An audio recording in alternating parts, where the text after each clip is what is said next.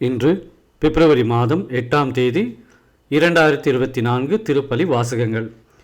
இன்றைய திருப்பலி வாசகத்தின் பதிலுரை பாடல் பல்லவியாக நேர்மையாளரின் வாய் ஞானத்தை அறிவிக்கும். திருப்பாடல் அதிகாரம் 37 இறைவசனம் 30. பொது காலம் 5ஆம் வாரம் வியாழக்கிழமை.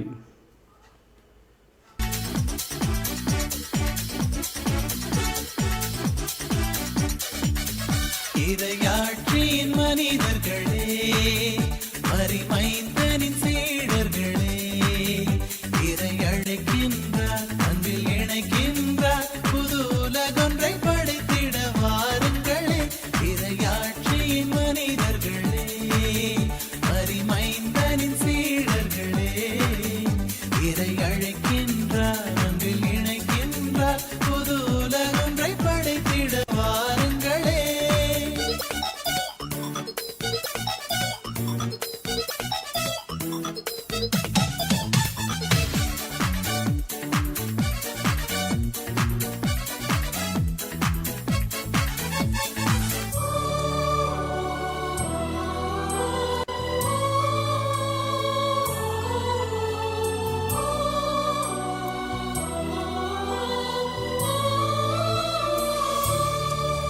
நாம் வாழும் இந்த பூமி நலமாகிட வேண்டாமா?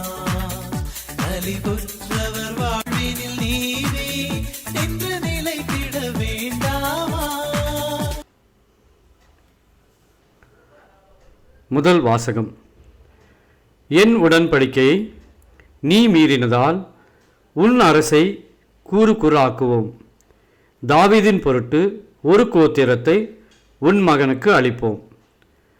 அரசர்கள் முதல் நூலிலிருந்து வாசகம். அதிகாரம் 11 இயல் 4 முதல் 13.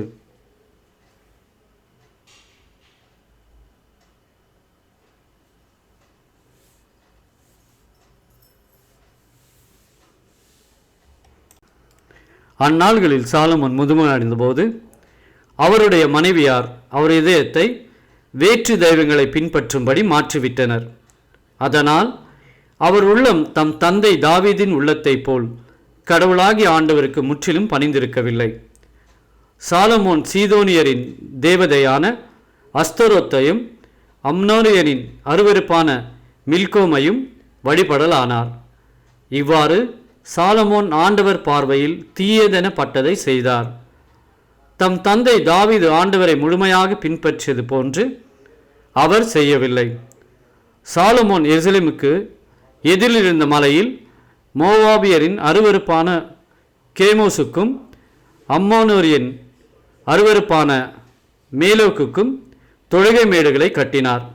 இப்படியே தங்கள் தெய்வங்களுக்கு தூபம் காட்டி பலியிடுவதற்காக வேற்றினத்தாரான தம் மனைவியர் எல்லாருக்கும் சாலமோன் இவ்வாறு செய்து கொடுத்தார். ஆண்டவர் சாலமோன் மீது சினமுற்றார். ஏனெனில் தமக்கு இருமுறை காட்சி அளித்திருந்த இஸ்ராயலின் கடவுளாகிய ஆண்டவரிடமிருந்து அவர் இதயம் விலகி சென்றது.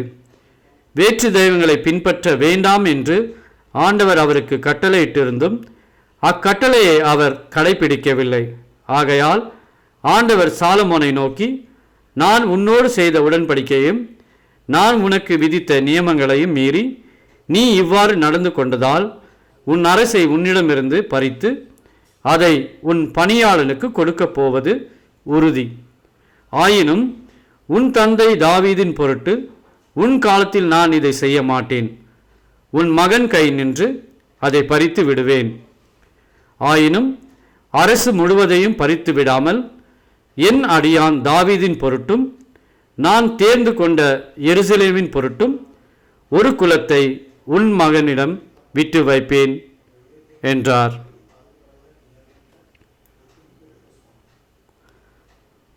ஆண்டவரின் அருள்வாக்கு. இறைவனுக்கு நன்றி.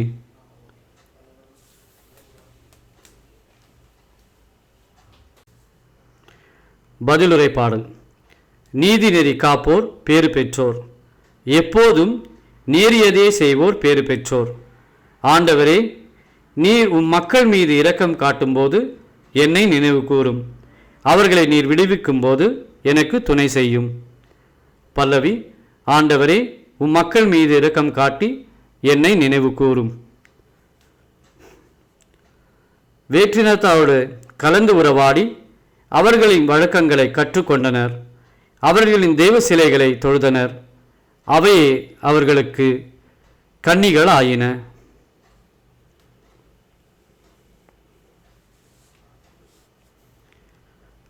பல்லவி. ஆண்டவரே, உம் மக்கள் மீது இரக்கம் காட்டி என்னை நினைவு கூரும். அவர்கள் தங்கள் புதல்வரை பேய்களுக்கு பலியிட்டனர். எனவே ஆண்டவரின் சினம் அவர் தம் மக்களுக்கு எதிராக பற்றி எறிந்தது. தமது உரிமை சொத்தை அவர் அருவருத்தார்.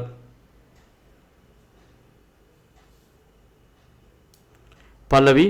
ஆண்டவரே, உம் மக்கள் மீது இரக்கம் காட்டி என்னை நினைவு கூரும்.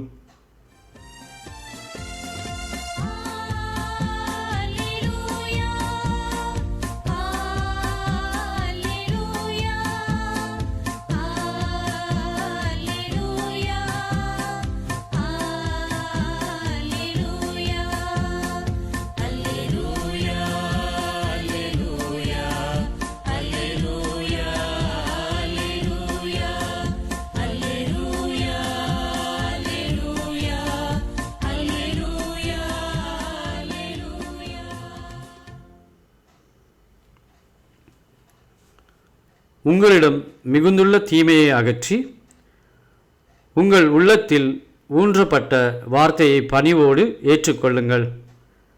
அதுவே உங்களை மீட்க வல்லது.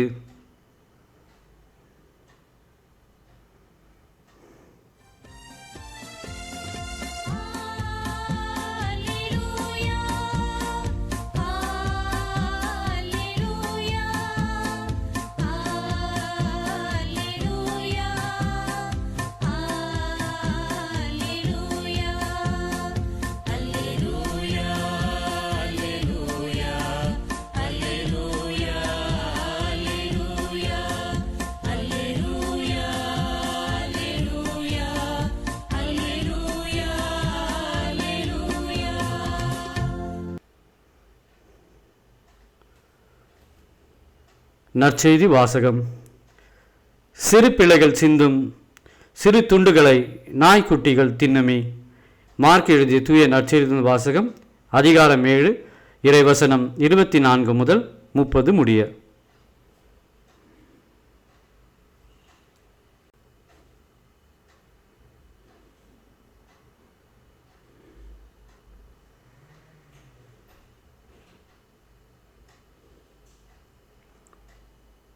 அக்காலத்தில் இயேசு புறப்பட்டு தீர் பகுதிக்குள் சென்றார்.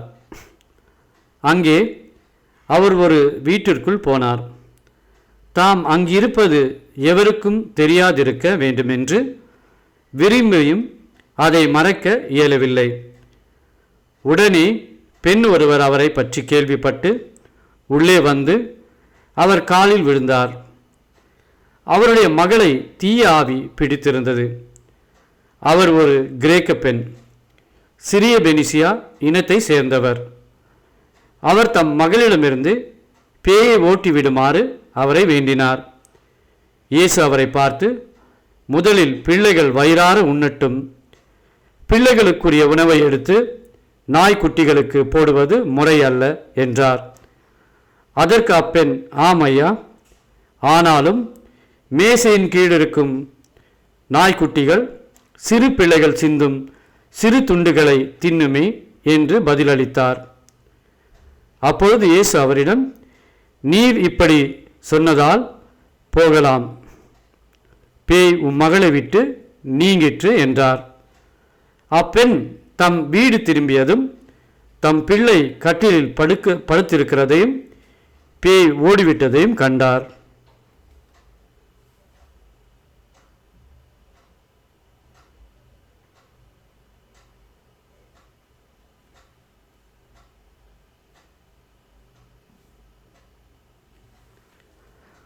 ஆண்டவரின் அருள்வாக்கு. கிறிஸ்துவே, உமக்கு புகழ்.